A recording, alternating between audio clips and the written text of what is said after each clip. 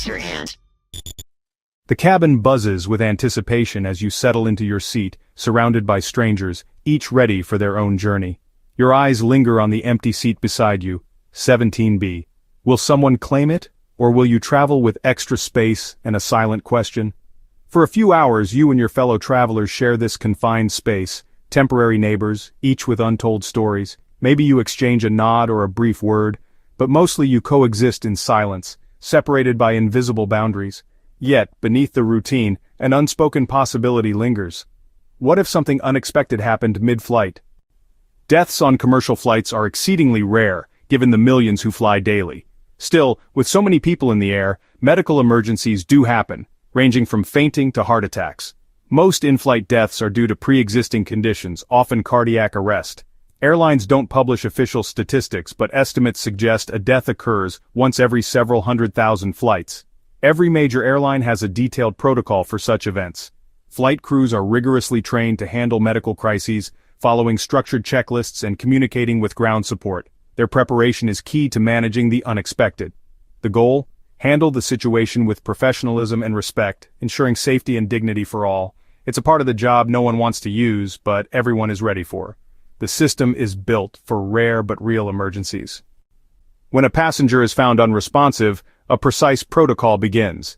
Crew quickly assess for breathing and pulse, then notify the cockpit. The captain considers whether to divert, weighing the passenger's condition, flight time, and airport options. Meanwhile, attendants create space, retrieve emergency medical kits and the AED, and coordinate tasks. The crew's calm, professional demeanor reassures passengers and keeps order. Each member has a role. One assists the passenger, another manages equipment, a third communicates with the cockpit. This choreography is the result of extensive training. The goal: act swiftly, efficiently, and with compassion under pressure. Every second counts and every action is deliberate. The cabin becomes a coordinated response center at 35,000 feet. The process is designed to maximize the chance of survival and maintain order. Flight attendants are trained in first aid but are not doctors. The crew will ask if any medical professionals are on board, verifying credentials before they assist. If a doctor or nurse steps forward, they lead the care, using the plane's medical kit and AED. Airlines also connect with ground-based medical experts via satellite, providing real-time guidance. The onboard emergency kit is comprehensive, with tools and medications for a range of crises. The AED can analyze heart rhythms and deliver shocks if needed. Every available resource is used in the effort to save a life. Despite the best efforts of the crew and any medical professionals on board, there are times when a passenger's life cannot be saved. In such a delicate situation, it's important to remember that only a qualified authority on the ground, typically a medical professional, can officially declare a death. This is a crucial step in the process. Therefore, until the aircraft lands and proper medical personnel can assess the situation, the individual is treated as unresponsive, and all possible measures are maintained. Once it becomes clear that there is nothing more that can be done, the crew's focus shifts to ensuring the dignity of the deceased. This is of utmost importance. Simultaneously, they must also attend to the emotional well-being of the other passengers on board, offering comfort and support during a difficult and unsettling time. It's important to understand that airplanes are not equipped with facilities for handling deceased individuals. There are no body bags or morgues on planes.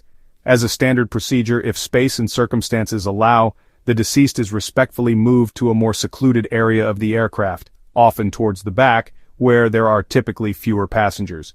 The individual is then carefully secured in the seat and covered discreetly with a blanket or other available material, ensuring they are treated with the utmost respect and dignity.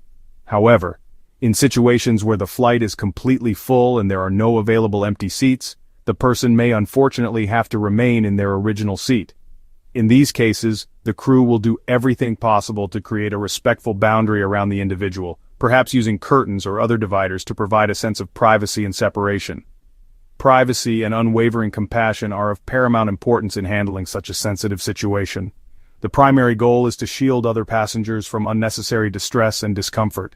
Above all, the crew strives to maintain the dignity of the deceased throughout the remainder of the flight. The flight crew must carefully balance established procedures with genuine empathy and human understanding. This delicate balancing act is crucial, especially when navigating the most challenging and emotionally charged circumstances. Every single action taken by the crew is carefully considered and guided by the principles of respect, and of course, practicality, given the confined environment and the need to maintain order and safety on board. The entire tragedy is managed as discreetly and sensitively as humanly possible by the flight crew. All of this must be accomplished while working within the inherent limitations and constraints of the aircraft cabin. For passengers, witnessing a medical emergency at 30,000 feet is deeply unsettling, a stark reminder of our own vulnerability, far from help and support. Shock and helplessness are common first reactions. The flight crew's calm professionalism becomes an anchor. Their training and composure help prevent panic, offering reassurance and restoring order in the cabin. Announcements are brief and discreet, designed to inform without alarming. Lights may be dimmed, and those most affected are offered comfort, support, or a new seat if possible.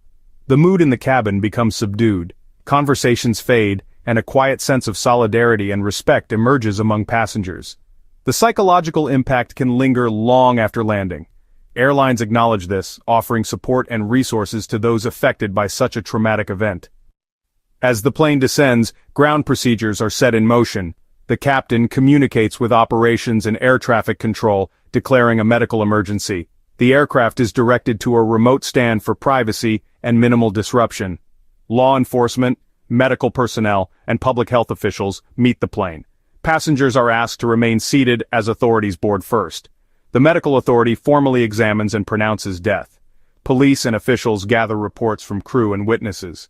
This process ensures privacy, order, and a thorough record. Only after these steps do passengers begin to deplane, row by row. The transition from air to ground is managed with care and respect. After the official declaration, authorities take control. They investigate the circumstances, rule out foul play, and document the scene.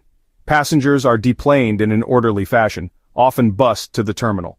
Those closest to the incident may be asked for statements, with airline support provided.